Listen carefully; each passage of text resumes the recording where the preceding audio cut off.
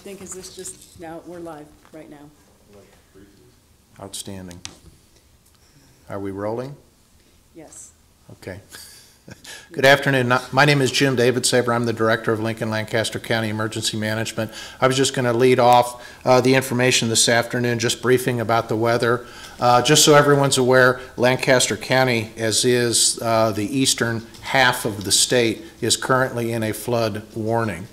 So what that means is if you live in an area that's prone to flooding, if you live on an unpaved road, things along those lines, be very mindful of the current conditions because they can change in a big hurry. We are doing everything we can to monitor the current levels of the rivers and creeks that run through Lancaster County. But again, we want to make sure that everybody is as prepared as possible to deal with that if it happens. The weather report, as far as the past 24 hours, or at least between 7 a.m. on Tuesday and 7 a.m. on Wednesday morning, the official rain total in Lincoln was only 0.29 of an inch. So it was much less than was originally forecast. Since early this morning, parts of the county have received an additional 0.5 to 1 inch of rain, so that has certainly aggravated the sloppy conditions that are already out there. Moving forward, hopefully most of the precipitation is behind us. We can expect up to 1/4 of an inch through the evening tonight. Tomorrow, Thursday during the day, we may see a dusting of snow throughout Lancaster County and southeast Nebraska, and only in trace amounts. The problem with that is we are under a high wind watch, meaning we could see gusts up to 60 miles an hour tomorrow. So obviously any snow that falls, the high winds could certainly limit visibility. The high temperature for today, Wednesday, is predicted at 57 degrees. So that will certainly expedite the melt and the runoff from the snowpack that we have. The Emergency Operations Center has been active since about 6 o'clock this morning, monitoring the current conditions. We have representatives from the County Engineer's Office and Lincoln's Transportation and Utilities to share some information about those conditions. And we also have a representative from the Lincoln Lancaster County Health Department that can pass along some information, best practices when we're dealing with floodwaters or issues regarding severe weather. So I'll turn things over to Lancaster County Engineer Pam Dingman. Thanks, Jim. So as predicted, we are having some flooding going on in the county. Right now at Greenwood, Salt Creek is about 3 feet over flood stage, and we expect it to rise another 2 feet before it crests. We also have Roca, Salt Creek at Roca at nearly flood stage, and so that is really bringing the water levels up around the county. In addition to that, a lot of people don't realize that we take on a lot of drainage from Saunders County to the north of us. So as if Salt Creek being at flood stage in many locations wasn't enough, we also have Rock Creek and Oak Creek at flood stages on the north end of the county, and it's creating a lot of issues for us. Right now we have roads closed in 18 locations. We ask that if we've barricaded or closed a road, it's difficult to tell how deep that water is. The average car floats somewhere around 11 inches. Don't move those barricades, don't drive around them, don't drive through the water. We really want people to be careful in this storm. You may recall in the flooding event of 2015, there were a lot of water rescues, and we really need to keep emergency services open for other needs. We're also having an issue today with debris. A lot of tree debris is in this flood water, and then a lot of big ice chunks. And so we haven't really dealt with ice chunks on the road before. But today's the first, I guess. We have flooding, we have rain, and a snow forecast. And so we're just dealing with it as it comes.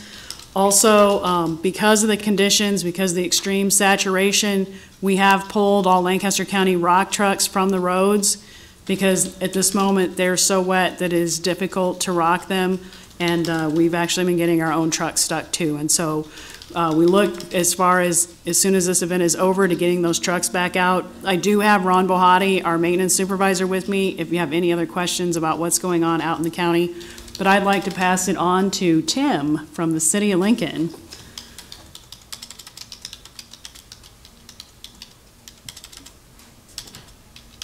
Thanks, Pam. City of Lincoln, To stay apprised of any lane closures, street closures we have in response to flooding, please go to our city's website, lincoln.ne.gov, to our street closures. That is the most up-to-date information to get what our streets are closed, and when they've been reopened, they will be removed off that map right away.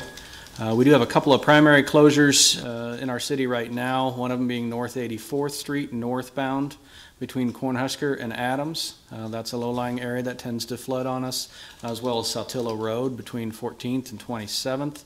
We've got it overtopping the road there. Other than that, we've had some minor localized flooding in town, and those areas have generally receded and been reopened. But as Pam had said, I would echo, please don't go around the barricades when you see those. If you see conditions where streets that are flooding, feel free to contact our office, give us a heads up about that. We are monitoring conditions. We do have staff out on patrol monitoring known areas of concern. Our traffic management center is staffed and monitoring traffic and streams through the community. Thank you.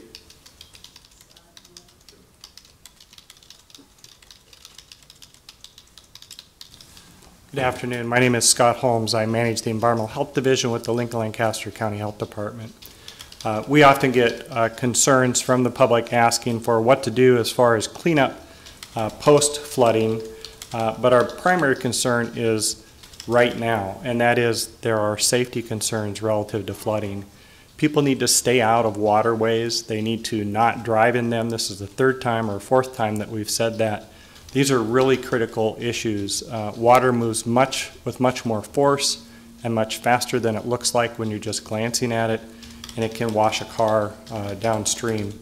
As Pam mentioned previously, with flooding we had water rescues, which are very dangerous for our emergency responders as well as for the people that are involved being rescued. So we'd like to avoid that at all costs. Anyone who has flood damage around their home and is cleaning up, they should protect themselves in such a way that they would assume that the floodwaters are contaminated. Floodwaters are not just waters that are going down a creek. They've already picked up multiple other things, potentially sewage, potentially pesticides. Many things can be in floodwaters, so you just have to consider that they're contaminated.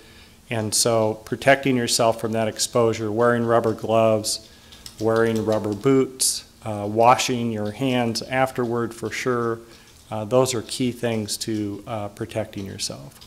If flooding gets inside your home, we often get calls about what do we do then? I've got a sewage back into my home, or I have a issue with water flooding my basement. Typically, if you do not have a wet dry vac, your best choice is to contact a contractor immediately and try to get assistance from a professional company that does cleanup. The faster you can get your home dry, the less likely you will have things like mold growth or ongoing odor problems. Washing up with soap and water on surfaces that can be washed, anything that is porous basically will not be able to be cleaned, most likely. And post the cleanup with washing with soap and water, you can use a disinfectant solution, typically made with chlorine bleach. A quarter to a half cup per gallon of water is a good amount for hard surface cleanup in a home after a flood situation. So again, we'll be happy to answer any questions afterward, and I think we're turning it over to the Lincoln Sheriff's or Lancaster County Sheriff's Office.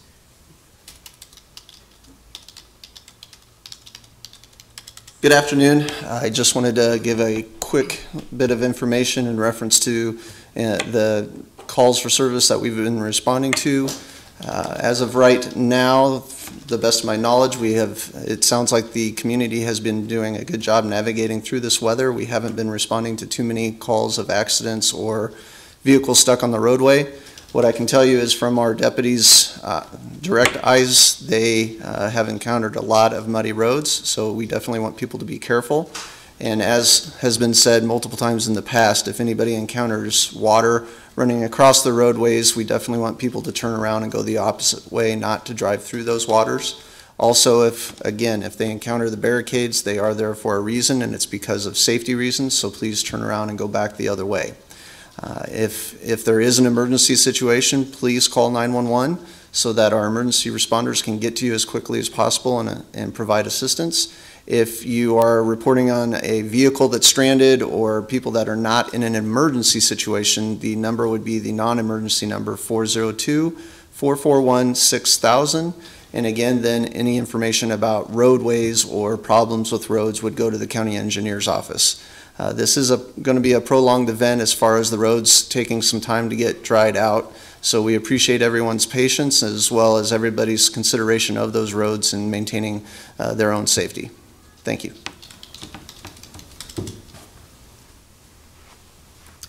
Because this is an ongoing situation, we will most likely have another press conference to update you on the status of our roads and infrastructure tomorrow. But in the meantime, we would be happy to take any of your questions.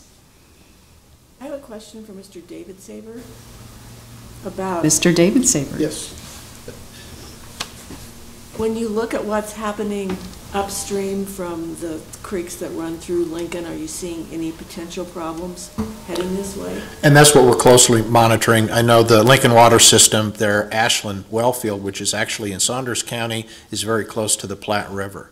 And I know there's some concerns there with any ice jams that may form. So that's being closely monitored, not only by local emergency management, but the Army Corps of Engineers, those subject matter experts that can really give us the best read of that. We're also in constant communication with the National Weather Service. As quickly as weather conditions may change, we want to make sure that we're sharing that information with the general public so they can make informed decisions. Other than that, it's just a continuation of monitoring those stream gauges, knowing what those neighboring counties are experiencing now is what we may experience in the very near future, so that's what we're very mindful of.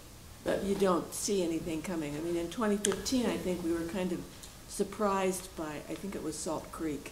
Correct. And again, in that regard, yes, the current stream gauges, we may see them reach or near their flood stages. We don't anticipate any widespread flooding, nothing that we saw the scope of 2015.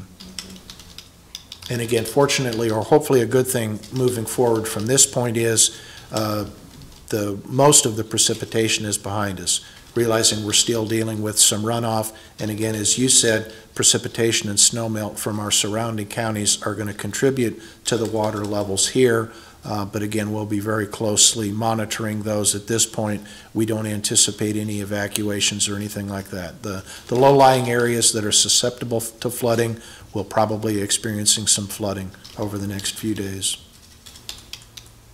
In Lincoln, or are you just talking in general? In general. Again, with essentially the eastern half of the state being in a flood warning, it's something that we all need to be mindful of. But in Lincoln, normally what we see is low-lying areas means low streets, as opposed to asking people to leave their houses. That doesn't happen very often, and you don't see that in the future. With the current system, we don't anticipate any residents being displaced in that manner, no.